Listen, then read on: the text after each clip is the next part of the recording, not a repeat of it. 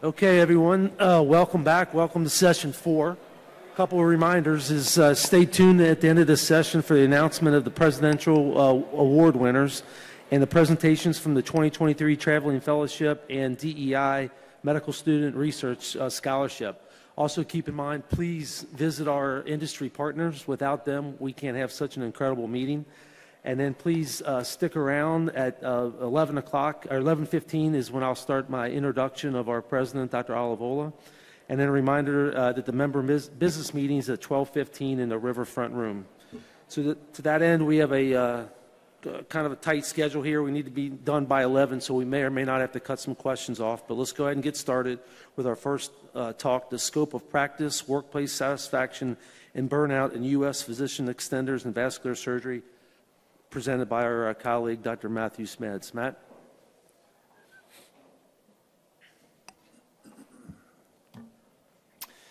Good morning. Thank you for the honor of the podium. Today I'll be talking about the scope of practice, workplace satisfaction, and burnout in U.S. advanced practice providers in vascular surgery.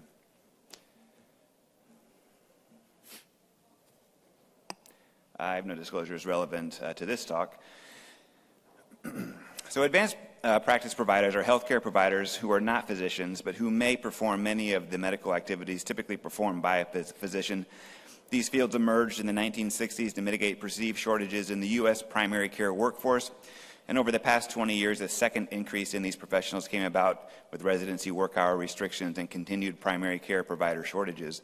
Generally, these providers consist of nurse practitioners, physician assistants, and advanced practice registered nurses, and there are nearly 400,000 in the United States currently. APP may undergo specialty certification training in many different disciplines, but cardiology certification through the American College of Cardiology is probably the only one with significant overlap with any vascular surgery topics. There are no vascular surgery specific training paradigms for vascular surgery APP, and as such, much of the training is done on the job by their employers or groups. As such, there's a significant variation across the U.S. in regards to the education, training, and scope of practice of APP. Like all healthcare providers, APP may suffer from quality of life challenges, including job dissatisfaction and burnout, which may lead to job changes, and that can be very disrupting to practices. There is a little in the literature on either the variability of practice in this group or topics pertaining to predictors of job satisfaction.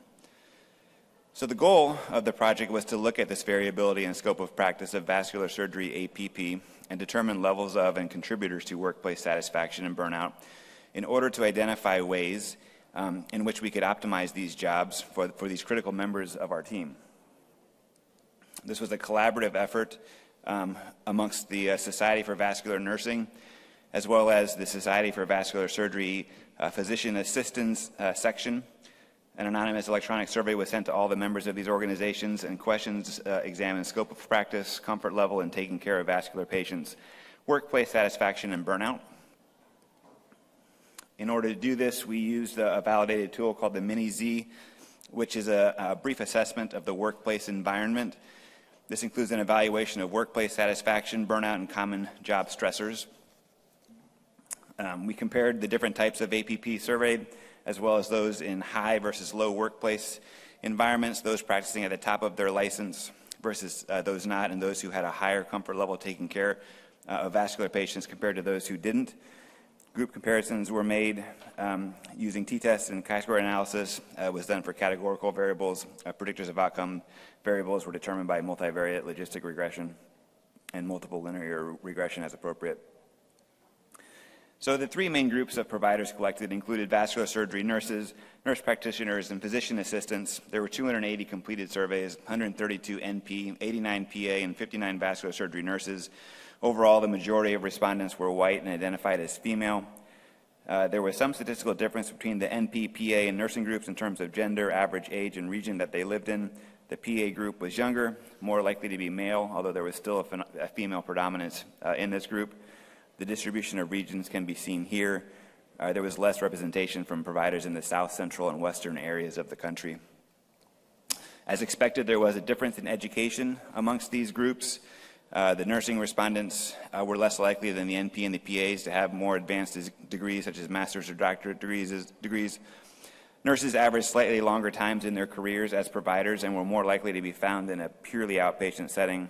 A higher percentage of NP are in academic practice as compared to PAs and vascular nurses. Most respondents worked shifts during daylight hours with no differences between provider types. PAs were more likely to work nights and weekends and have call responsibilities. NP and PAs worked slightly longer shifts on average and were also more likely to be paid a salary as compared to nurses. Nurses were more likely to support a specific physician as compared to NPs and PAs. There was no difference in resident support, although vascular nurses were more likely to work with vascular surgery residents. All providers tended to hold multiple clinics during the week. There was a wide practice variation in how respondents billed, although as expected, vascular nurses were less likely to independently bill for patients. The majority of NP and PAs billed independently, with some having some shared billing with their supervising physician. Likewise, there was wide variation amongst types of patients seen in regards to new, follow-up, postoperative, and wound care patients. Nurses were less likely to see all these types of patients independently. There was no significant differences in hospital sizes covered by the groups. Overall, 73% of respondents worked in a level 1 trauma center, with most being in medium to large-size hospitals. There was no difference between NPPA and nurses in self-reported comfort level taking care of vascular patients or functioning at the top of their license. Overall, 61% of respondents believe that they worked at the top of their license. There was no significant differences between provider types when looking at factors contributing to the workplace environment. This included things such as burnout, overall job satisfaction, stress, and workplace. When looking at all the variables in a multivariable model, we determined predictors of practicing at the top of license. Notable positive predictive variables for this included female gender, higher number of APP in the practice, a salaried pay structure, and working with specific physicians rather than just the group of physicians. Respondents were less likely to consider themselves practicing at the top of their license if they were a PA, practiced in both the inpatient and outpatient setting, and worked more shifts per week. Practicing at the top of the license as well as a decreased shift length was associated with more joyful work environment. And practicing at the top of license as well as years in vascular surgery and being a member of one of the vascular societies, either the SVN or the SVS, was predictive of comfort level taking care of vascular patients. So in conclusion, the majority of vascular nurses and APP in vascular surgery report relatively high job satisfaction and comfort in taking care of vascular surgery patients. By decreasing shift lengths, optimizing practicing at the top of the license, we may be able to improve workplace satisfaction and retention of these members of our team. I'd be happy to take any other questions.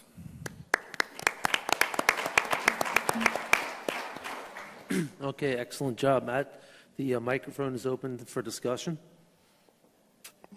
Ross? I just wanted to give a shameless plug to our APP programming. So I think this, what you just presented, reinforces what we try to do from a societal standpoint in terms of encouraging associate members to attend the meeting, be members of society, have an impact on what's discussed and what's presented at that meeting, and that was going on concurrently this morning. But it's nice to see sort of the society membership and involvement helps people feel comfortable in their roles, and we're trying to do that as well. Yeah, I agree. I think the Midwest has done a great job in kind of being inclusive for APP and as well as the SVS. I mean, I don't know if anybody's been involved with the APP program at the SVS. It's a wonderful opportunity for them to kind of get more education in vascular. And this project kind of came about as a selfish reason for us. We had a fair amount of turnover, in our NPs and PAs, and we devote a lot of time and effort into training them, and so we just wanted to figure out ways that we could try to keep them on board. Cool. All right. Well, thanks so much, Matt. All right. Well, we'll continue on with the next presentation. My name is Frank Davis from the University of Michigan, and our second presentation of this cohort is entitled "A Minority of Real-World Patients Have Good Continuous Great Saphenous Vein that is equivalent to that was used in the BEST CLI trial." And this is from the group from St. Louis University.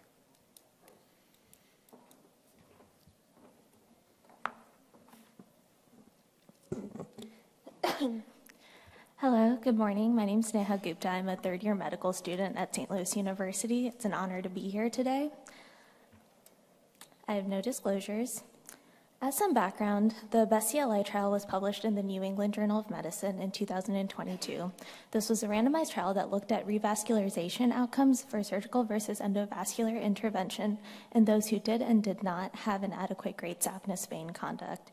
Those assigned to cohort 1 had an adequate great saphenous vein. Those in cohort 2 required an alternative conduit. Those assigned to the study concluded that those in cohort 1 with adequate great saphenous vein had fewer adverse outcomes with bypass than those who received endovascular intervention. While this study remains one of the largest and most current randomized clinical trials comparing surgical and endovascular interventions, it was designed in such a way that 1,400 of the 1,800 patients enrolled in BEST CLI, or a little over 75% of the enrolled patients, were in cohort 1. So it remains unclear as to what portion of the actual population has adequate great saphenous vein. Thus, the purpose of the study was twofold. First, it was to evaluate the prevalence of adequate great saphenous vein in a contemporary population. And two, it was to assess if certain demographics have an increased prevalence of adequate vein. In order to do this, we performed a single-center retrospective study that looked at all patients older than 18 who had vein mapping in the context of coronary artery disease or peripheral arterial disease at the St. Louis University Vascular Lab in 2021. In this study, the vein was categorized into one of four categories: contiguous, composite, segmental, or poor.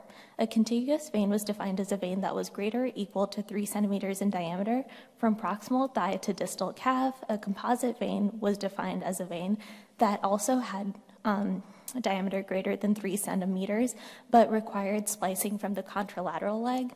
Segmental vein was that which had adequate diameter for a short bypass, so that would be proximal to distal thigh or proximal to distal calf, and if none of these criteria were met, the vein was classified as poor. Once chart review was complete and the data was gathered, a series of union multivariate analysis was performed to analyze the adequacy of great saphenous vein across multiple demographics and clinical variables. Of the 141 patients included in this study, 65% of the patients had vein mapping in the context of coronary artery disease, 35% were then in the context of peripheral arterial disease. Of the patients that were vein mapped, only 25% had adequate great saphenous vein that would place them in cohort 1 of BEST CLI of having contiguous adequate great saphenous vein. If we expanded the cohort to include those who could have splicing, the number increases to 33%, and the pool further increases up to 71% if we include those who had adequate great saphenous vein for a short segmental bypass. Performing a series of chi-squared and t-tests across various demographics, we found significant relationships between these vein cohorts and race as well as BMI.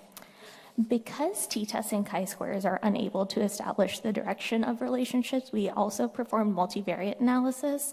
However, there were no common demographics that were able to establish adequacy among veins across all venous cohorts. While this is one of the first studies to assess the prevalence of adequate great saphenous vein in a population in the context of BEST CLI, it is not without its limitations. For one, nearly 65% of our cohort were patients who had a duplex in preparation for a CABG. Although our initial analysis did not show significant difference in sizing between the peripheral arterial and coronary artery disease patients, our sample size simply may not have been large enough to detect any underlying differences. Additionally, not all patients who had interventions for peripheral arterial disease received venous mapping. Some underwent endovascular intervention with no mapping, while others were mapped intraoperatively.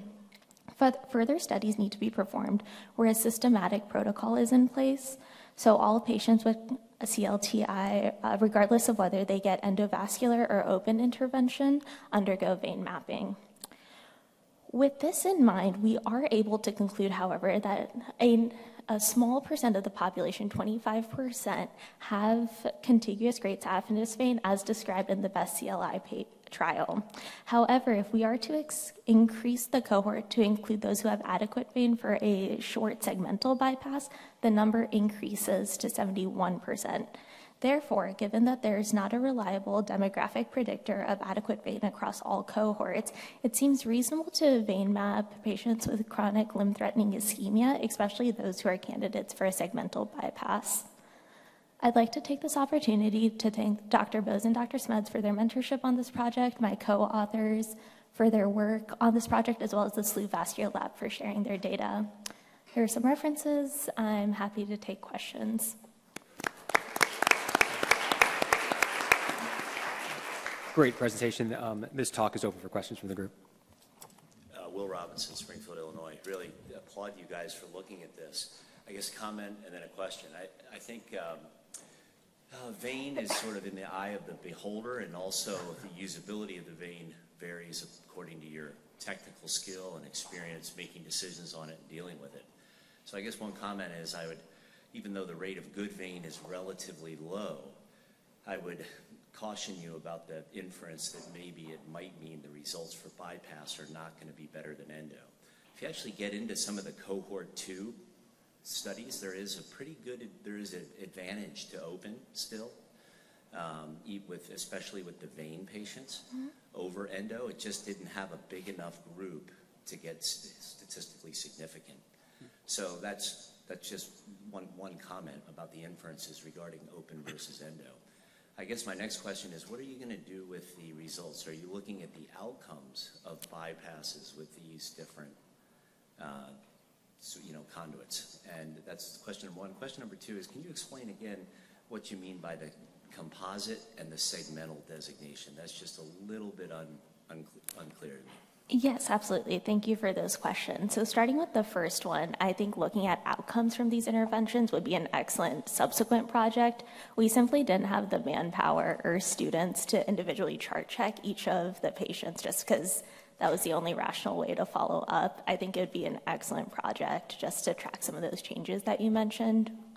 Additionally, the difference between, was it contiguous and segmental? Yes.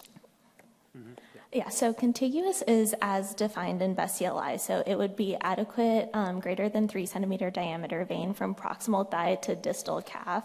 And then what's defined as spliced, sorry, I'm checking myself to make sure I'm not lying to you. Composite is the one that requires splicing from the contralateral leg. And then segmental is if it has adequate diameter for a short segment. So that'd be proximal to distal thigh or proximal to distal calf. Yeah, I guess as you guys do this further, I might encourage you to kind of capture a category where it's what I'd call not ideal, but usable if you know how to use it. I think that is sort of, it's not perfect. Maybe it doesn't meet best CLI cohort 1, but it's above 2.5. It might have some sclerotic segments, and it's still, that's what we need to know if that's better than prosthetic or endo. And so I might get some more definition and maybe expand that categorization a little bit as you look at the results. But really great job. Thank you. One short question here, if you don't mind. Lou Schwartz from Chicago. Intimated by Will's selection of vein for infrequent bypass has become, unfortunately, more of an art than a science. Whenever science has been applied to it, whether hemodynamically or preoperatively using ultrasound, this magic number of 3 millimeters keeps cropping up. And so that's the number that most surgeons use. My question is a practical one. If one obtains either preoperative or intraoperative ultrasound, what findings on the ultrasound would lead the surgeon to abandon the vein? Right? In other words, you have to make a practical decision whether or not to explore the vein. And even if the ultrasound is suboptimal, right, most surgeons, including myself, would tend to explore the vein in hopes that the ultrasound is misleading. The vein might look larger on inflation. So is there a specific finding on preoperative or intraoperative ultrasound, a size criteria or a number of size criteria that would actually lead the surgeon to abandon the exploration in favor of an alternate conduit? Not that I'm inherently aware of. I've admittedly only done 4 weeks of vascular in my 3rd year. So I would have to defer to my attendings. But I think it would be worth looking into, given that if it's an open case and you'd be dissecting down anyways, it sounds like it'd be worth exploring. But honestly, I don't know. Great so I'll ask that question to the panel. So as a practical matter, When you get a preoperative or intraoperative vein mapping, is there some size of the vein that's going to preclude an exploration of the vein? Yeah, I think for us in our practice, 2.5 or bigger, we would still do exactly what you're doing. You explore it, you harvest it, you dilate it gently, and at that time, it's what vein is in the eye of the beholder. Is that what Will said? So I think that's how we approach it. So, thank you. All right. Well, thanks so much. Thank you. You know, one of the great things that thanks so much. One of the great things Ross has instituted is bringing the next generation to be part of our moderators. So it's a pleasure to introduce Vamsi, a third-year Loyola. So Vamsi.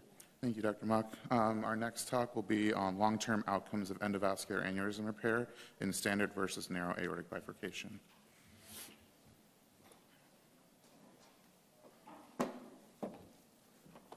Hello. Hi, I'm Chris Peterson from Minneapolis, Minnesota. Thank you for allowing us to present this data. How do I go forward? Is it this one? Yeah, sorry. Does not seem to be advanced. To the right. Try one more time. Y'all mind helping him back here? There we go. All right. I've got it. All right.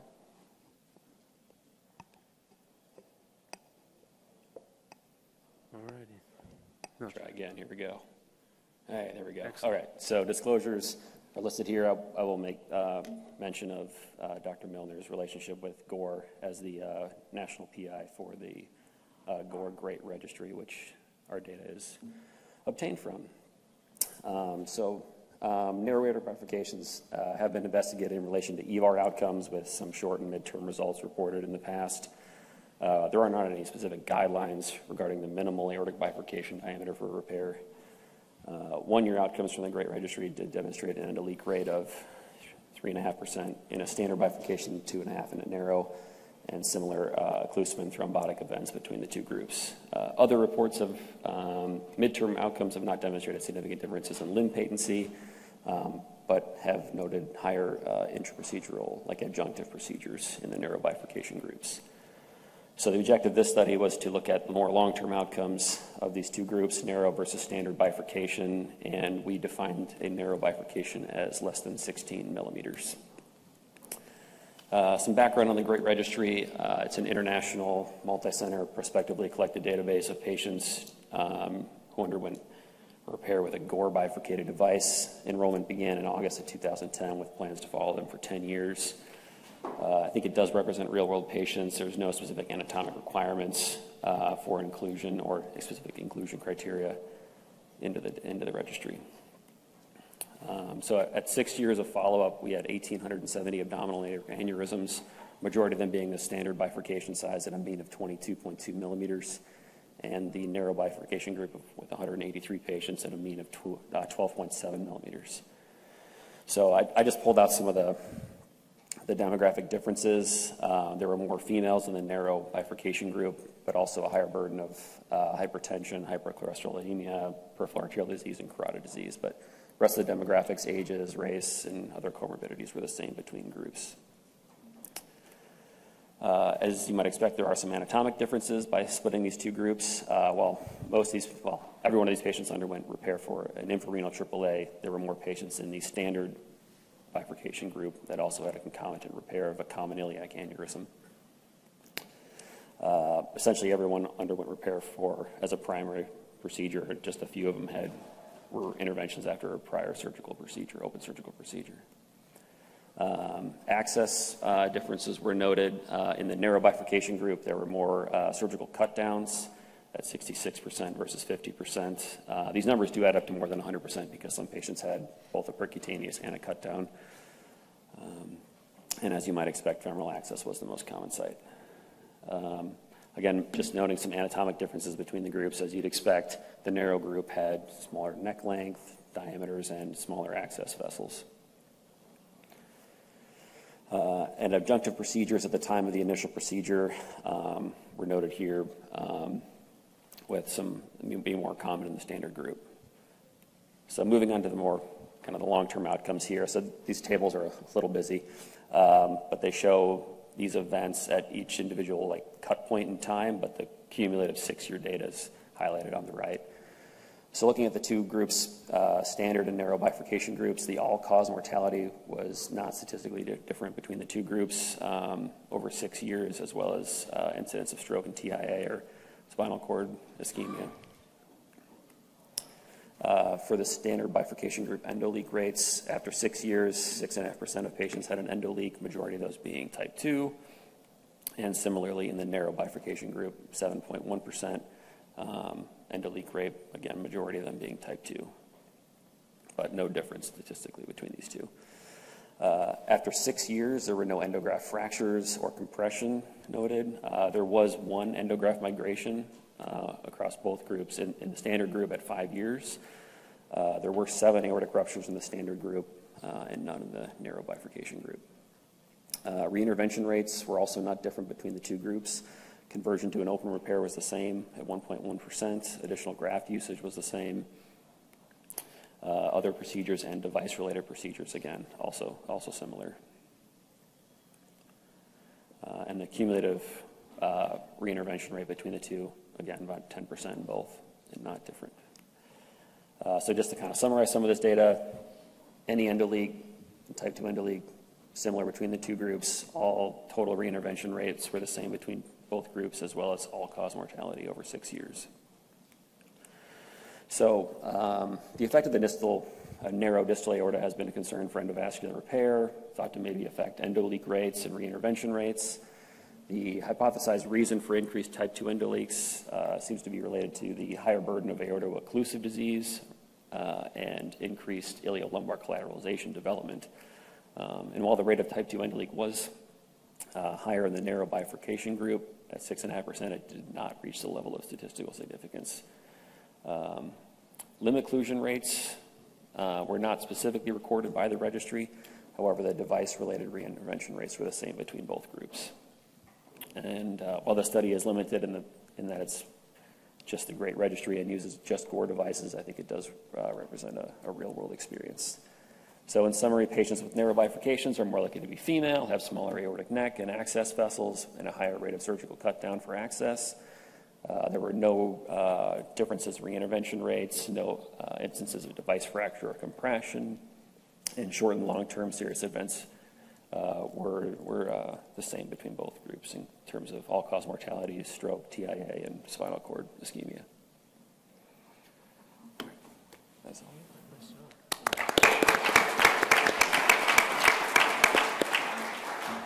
Thank you for that great presentation. The floor is open for questions. And while we're waiting, I actually have a question. For these patients, do you consider any other like full anticoagulation as opposed to just antiplatelet therapy, given that there's more compression of the aortic bifurcation? I personally don't. I think we definitely see a lot more adjunctive procedures like kissing balloon angioplasty at the time of the procedure, or additional bare metal or self-expanding balloon expandable stenting done, but I don't personally or have not seen anticoagulation used just for that reason. On that comment, the adjunctive procedure you just mentioned, does this registry collect that information of kissing stents? Because commonly it's narrow bifurcation. It's like chimneys, debranching, coil embolization. Okay, extension. Cool. CJ? Yeah, that was the question I had, was the number of adjunct procedures related to iliac or supporting the bifurcation that you recorded in that registry. Yeah. The registry doesn't cover it, or? Okay. Yeah, it is a limitation for sure. All right. Excellent job. Okay. Thank you. Okay, next we're going to hear about aneurysm size index as a novel method to evaluate a AAA and guide repair. This is from the group from Northwestern.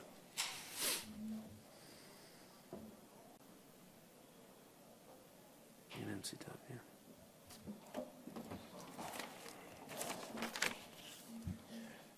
Good morning. Thank you for the kind introduction. I have no disclosures. Current diameter-based abdominal aortic aneurysm treatment guidelines do not perfectly correlate to aortic aneurysm rupture risk. In fact, 10% of men and 20% of women present with ruptured aneurysms smaller than 5 centimeters. Additionally, demographics from these historical studies are not representative of contemporary treatment populations. Today, there are actually more women and patients of non-white races with abdominal aortic aneurysms compared to these historical studies. Furthermore, outcomes for surgical management of abdominal aortic aneurysms differ in men compared to women. In fact, women tend to suffer aneurysm rupture at older ages, at smaller sizes, and have longer operative times, longer ICU length of stay, and more frequent complications. For these reasons, the main objective of our study here was to develop a measurement adjunct that helps guide abdominal aortic aneurysm repair and accounts for differences seen between sexes and body habitus. In brief, this was a single-center cross-sectional study of vascular surgery patients with known abdominal aortic aneurysms that were identified using our institution's Vascular Quality Initiative database. Data was obtained between 1996 and 2020, and patients were divided into 3 groups: surveillance by historical size criteria, patients with intact abdominal aortic aneurysms who underwent elective repair, and patients who underwent treatment for ruptured abdominal aortic aneurysms. After the exclusion criteria was applied within each group, the 3 groups were matched on a 1-to-1-to-1 basis, and each group included an equal number of men and women. Inclusion, however, was limited by the number of patients with ruptured abdominal aortic aneurysms. Aneurysm size index was calculated by dividing the aortic aneurysm maximum diameter by the average external iliac artery diameter. TerraRecon software was used for 3D reconstruction as well as centerline measurements. The maximum vessel diameters were obtained orthogonal to the centerline. Overall, there were no significant differences between men and women in our population when comparing race, comorbidities, and medications. Women in our study were significantly older compared to men. In our study, the aortic diameter between groups were significantly different. The rupture group presented with the highest aortic diameters compared to the elective and surveillance groups. These differences were also maintained with calculation of the aortic size index. There was, however, a significant difference in aortic diameter between men and women in patients treated for ruptured abdominal aortic aneurysms, as well as patients with intact aneurysms treated electively. This difference between men and women was not seen with the ASI calculation in the rupture and elective repair groups.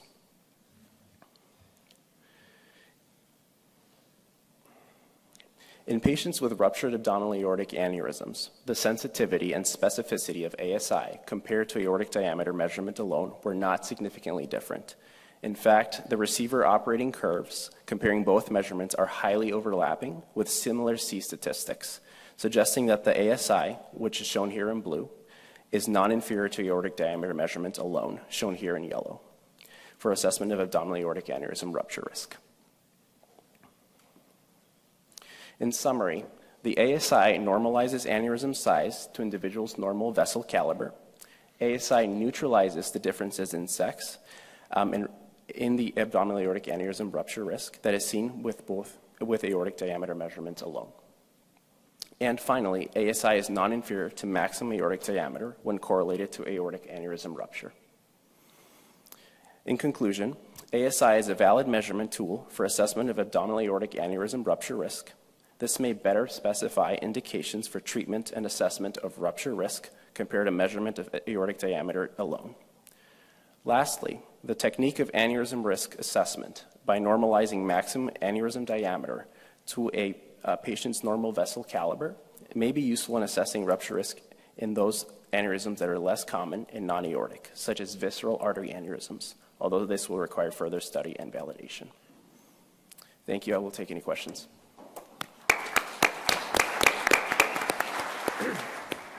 Nice job. This paper is open for discussion.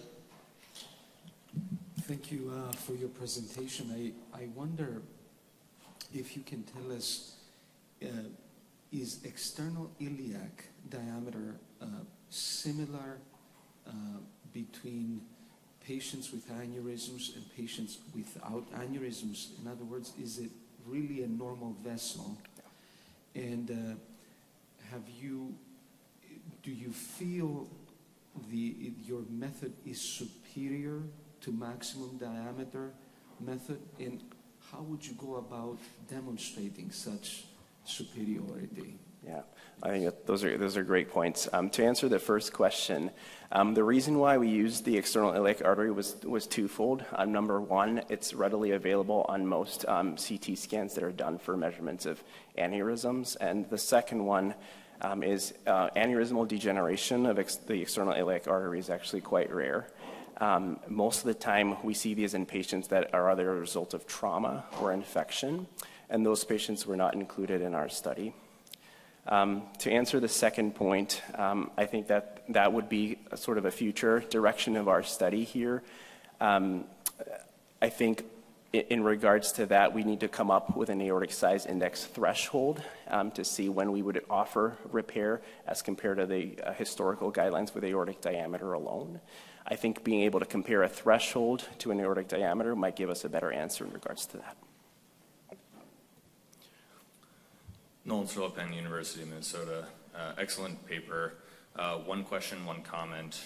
Question, did you look at this in other areas of the aorta and sort of normal segments and choose external iliac based on some feature there? And number two, I would be careful with terminology. Aortic size index has previously been defined by a maximum aortic diameter over the body, normalized to body surface area. Has a lot more data in cardiac surgery, although some developing in infrarenal and aortic aneurysm. So just be careful with how you word some of these things. Yeah, no, I absolutely agree. I think we did not look at other portions or other parts of the aorta for our study simply because we knew that when looking at our VQI data, we would have external iliac artery in our imaging, and we would be able to reliably perform 3D reconstructions of these areas, and as mentioned, for the reasons of why we don't typically see aneurysmal degeneration in the external iliac artery. For the comment, that's well taken. There's in fact a bunch of studies, even in the thoracic population, that depict different measurements and different measurement criteria for different indices. There's a couple that actually normalize the aorta to the hand-wrist diameter. There's a couple that normalize the ascending aorta to a patient's height. So I agree with your comment. All righty, great job. Thank you. All right, for our next presentation, we have entitled The Efemoral Vascular Scaffold System, a novel resorbable sirolimus eluting device for percutaneous peripheral intervention. This is from the group from North Shore University as well as Lutheran General Hospital. Good morning, and thank you for the opportunity to present our work. These are my disclosures. Peripheral artery disease is a global health burden affecting over 8.5 million people in the United States, particularly people that are aging in our aging population. And in its most severe form, chronic limb-threatening ischemia, or CLTI, it's associated with a 22% risk of limb loss within 1 year and a 45% risk of mortality after a major limb amputation. Endovascular revascularization has really revolutionized the treatment of peripheral artery disease. And you can see here that it has evolved from using guitar strings and other kind of primitive devices back in 1964 with the first SFA angioplasty to this whole array of armamentarium that we have to treat patients with CLTI. However, the main limitation of endovascular revascularization remains neonatal hyperplasia. And it has been stated that unmet needs for treatment include in-stent restenosis in the implantable foreign material if stenting is performed, and that neonatal hyperplasia leading to vascular stenosis remains the Achilles heel of femoropopliteal interventions. So our hypothesis with this study was that a drug-eluting bioresorbable vascular scaffolds might mitigate early negative vascular remodeling and restenosis. And our objectives with that study was to assess the subacute vascular response to the implantation of a novel resorbable sirolimus eluting scaffold system in an animal model of femoral popliteal endovascular intervention. This is the investigational device. It consists of a PLA-based four-scaffold system that are serially mounted on the balloon. It's a balloon expandable device that elutes sirolimus. Our chosen animal model for that study was the Yucatan mini swine. It was chosen for its match for the human fempop arterial diameter, as well as our experience that demonstrated that it actually constituted supraphysiologic mechanical deformation when compared to the human SFA and popliteal artery, therefore stressing the device. It was an observational single-arm subacute animal experiment. All treated arterial segment were re-imaged before animal sacrifice at 30 days. QVA was performed, particularly looking at MLD, patency, diameter stenosis, and late lumen loss. Also performed were optical coherence tomography, assessing for scaffold integrity, struct coverage, and percent area stenosis, as well as micro-CT that further assessed scaffold integrity. All treated arterial segment were embedded and stained with H&E and elastin trichrome stains, and a semi-quantitative evaluation of scaffolded and interscaffolded arterial segments was performed, assessing for vascular injury, inflammation, fibrin, endothelialization, as well as neointimal maturity. 10 scaffold systems were deployed in 5 non-atherosclerotic animals for a total of 40 scaffolds. QVA at 30 days revealed that the post-implant MLD was 4.3 millimeters. All arteries were widely patent without stenosis, with a percent diameter stenosis less than 10% and a late lumen loss of 0.5 millimeters. On OCT, all 40 scaffolds were fully opposed and incorporated except one proximal migration without flow disturbance that was thought to be related to the non-atherosclerotic model. And the percent area stenosis measured on OCT was 2.9%. On micro-CT, all scaffolds were structurally intact without strut fracture and preserved interscaffold segments. You can see here the post-implantation scaffold, as well as a 30-day image that reveals a widely patent artery. On the actually implants, you'll note some proximal spasm in that non-atherosclerotic animal model. And at 30 days, you can see a thin layer of neointima on the OCT picture. This is another representative imaging demonstrating a similarly widely patent 30-day porcine iliofemoral artery with minimal neointimal reaction on OCT. Another one. Micro-CT confirms scaffold integrity in all animals but the one with the proximal migration. Histology was performed in both the scaffolded segments and the interscaffold segments. It revealed no mural injury, minimal inflammation, with fibrin deposit that was thought to be related to drug action in that drug-eluting barisorbal scaffold system, with minimal neointimal maturity and near complete endothelialization at 30 days. Here are some H&E stains of the untreated segments, scaffolded segments, and interscaffold segments. You'll note that the similarity in the interscaffold segments and untreated segments in that artery. And here's some elastin trichrome stains. In conclusion, in this non-diseased animal experiment, the ephemeral vascular scaffold system provided effective scaffolding of the treated artery, demonstrated near complete reendothelialization within 30 days, and generated only a modest vascular proliferative response. So the MVSS shows the potential to address the shortcomings of currently available endovascular treatment options and is currently under investigation in a multi-center first-in-human trial in Australasia. And I'll show you a couple pictures from some of our study subjects. So this is, SFA occlusion that was crossed with the wire, angioplasties, and you can see here that there's a post-angioplasty dissection that was treated with the EVSS, and that's the acute OCT images that showed excellent acute scaffold apposition in this diseased artery. And here are the 6 months picture that reveals widely patent artery with some intimal coverage and some change in reflectivity of the struts with still minimal neointimal response. Thank you for the opportunity to present our work. This paper is now open to discussion. As some people are coming up to the microphone, I guess my question for you is that you showed the swine data as well as some new human data, which is great. How long is that scaffold in before it's reabsorbed? If it's a reabsorbable stent, do you have data in terms of how long that persists? We do. We actually have some data in the animal and in the human now. So in our chronic animal study, we demonstrated that between year 1 and 2, the scaffold disappeared from the artery, and we're actually able to assess this in the human with transcutaneous ultrasound. Thank you.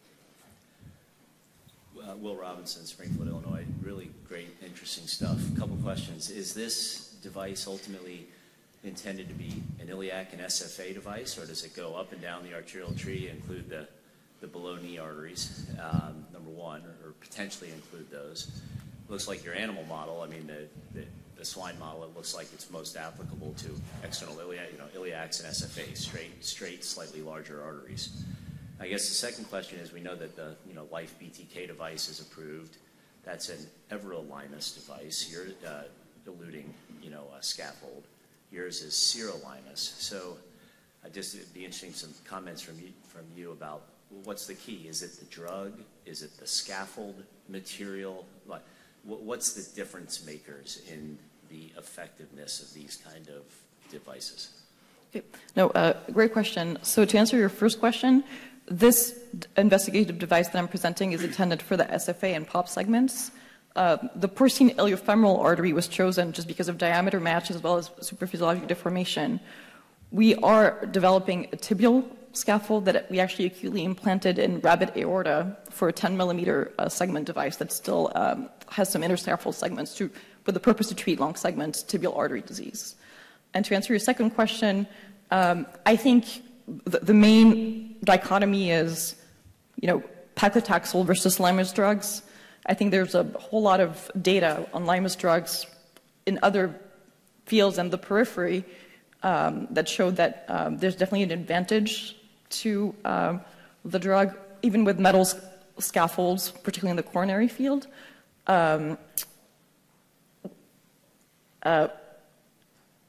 Whether the neoanimal reaction or positive arterial remodeling is mitigated by the slow elution of drug under scaffold where it resorbs, or the fact that the scaffold resorbs, it's a little tough to say. I don't think there have been comparative studies looking at non-drug eluting scaffolds for that.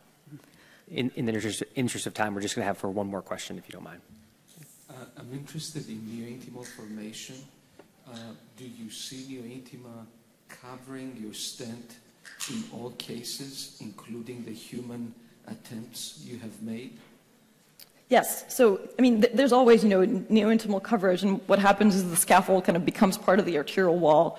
The real purpose of this device is to mitigate the negative neointimal coverage, or that would eventually lead to restenosis. Thank you. All right, thanks so Thanks. much. Great job.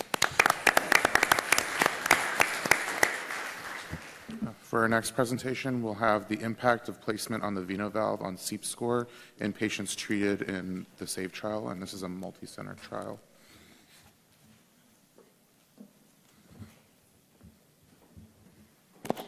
Good morning, everyone, and thank the Society for the privilege of the podium here. So this is a one-year data on the impact of placement of veno valve on the SEEP score in patients with surgically implanted venous valve. These are our disclosures.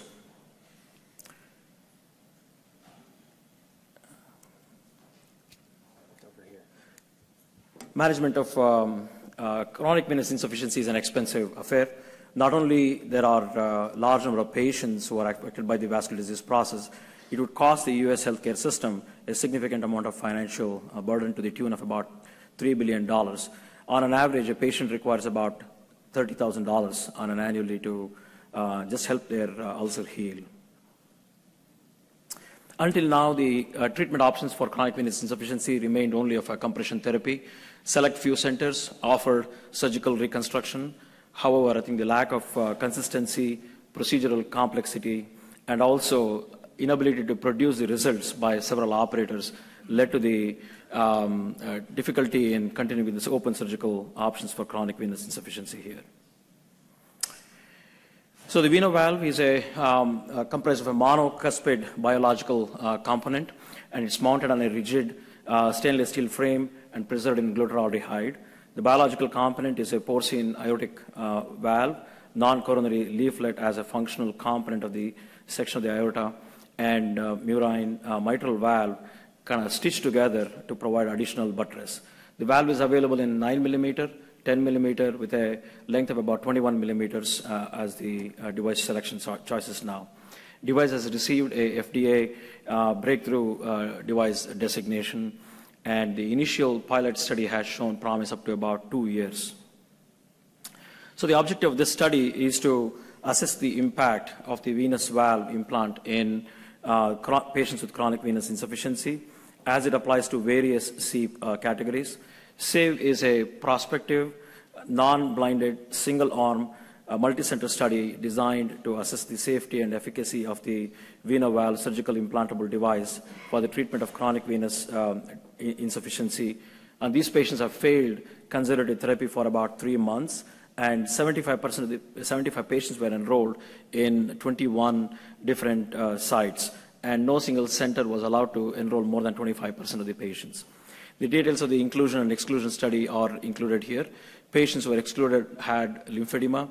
Patients had any superficial reflux, and there was no outflow venous obstruction as well. All these patients had a pre-procedural screening with a duplex exam, and they also had a venous angiography to rule out any outflow venous obstruction.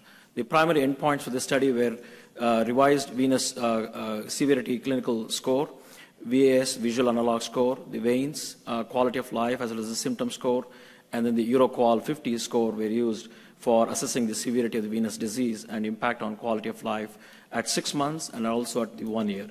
All patients received anticoagulation for about 30 days based on the weight-based protocol, and they were translated into direct oral anticoagulation later on up to a year. Follow-up was done at 3 months, 6 months, and 12 months using the venous duplex exam to assess the valve patency, ulcer healing, and also evaluating the quality of life and compliance issues. Valves were implanted in the under general anesthetic in the proximal to mid-thigh femoral vein. A longitudinal venotomy was made, and the valve was implanted, taking care to not to have any sort of injury to the valve leaflet. Once the valve was implanted, there was a tight closure that was performed primarily on the vein valve, and also a completion duplex exam was performed to demonstrate the patency of the valve on table. All the patients who had C6 category who had ulcers, they were monitored using the Swift Helix software. The total area of ulceration after the surgery was compared to the baseline. Ulcer healing and also the improvement was documented besides the RVSS score. The study cohort comprised of predominantly a Caucasian population. 80% of the patients, they were in the 6th to 7th decade, and there was a C6 patient population constituted to about more than 50% of the study population. What is interesting to see here is that 70% of the patients who were enrolled in the study had a non-healing ulcer for more than a year or so. If you look at the various categories of SEEP, there was no difference between the various categories of the SEEP patients included here. These are our results. The primary patency for the vein valve was 87%. The secondary patency of more than 96%. There are 4 reinterventions. 2 patients required aspiration thrombectomy. 1 underwent a pharmacological, and another 1 underwent ECOS mechanical thrombectomy. There are no procedural-related death. There was 1 death in the entire study due to the COVID, and there are no device-related infections were noted. These are our results with the reflux time. As you can see here, predominantly the benefits are seen by the end of 3 months. The reflux time significantly decreased. One of the study endpoints was documenting more than 45% improvement in the primary reflux time, which the study has demonstrated here. The average revised venous clinical severity score also decreased significantly at 6 months, and across the several SEEP category patients, you see that the The repetitive theme here is that you see the improvement at the end of, generally at the 3 months. You don't have to wait for a long time to see the improvement. At the end of 1 year, you see a 9-point improvement in the, compared to the baseline. The pain score similarly improved from almost 50% by the end of the 1 year period. The veins is another quality of life instrument and used specifically in the venous disease process. Quality of life was also significantly improved across the spectrum for all the C patients. Similarly, the EuroQol 50 data also ensured that the patients had a remarkable improvement in their quality of life at the end of 6 months, continued towards the end of 1 year. What is also interesting is that the use of compression stockings decreased over time. The need of compression stockings reduced. Not that the patients had much improvement in their quality of life, they had a dramatic improvement in the overall use of the compression stockings. The ulcer area reduced close to about, as you see here, from 18.16 centimeters square at the beginning of the study down to about 3 centimeters square. What is also interesting to see that if you have an ulcer less than 3 months, you have 100% resolution of the ulcerations over time. These are some of the examples, what you see here. Before the implantation of the valve, down to a year, you can see a dramatic improvement in the vein valve. And in conclusion, for patients with chronic venous insufficiency, VenoValve is a novel treatment option. It has shown improvement by the revised venous clinical severity score. We have reduction of the pain as evidenced by visual analog score. Ulcer heals, limb swelling is improved by the vein score, and all the improvements are shown within the first 3 months of their clinical period. And vein valve treatment actually is a novel treatment option for those patients who are incapacitated by this chronic deep venous insufficiency. Happy to take any questions. Thank you.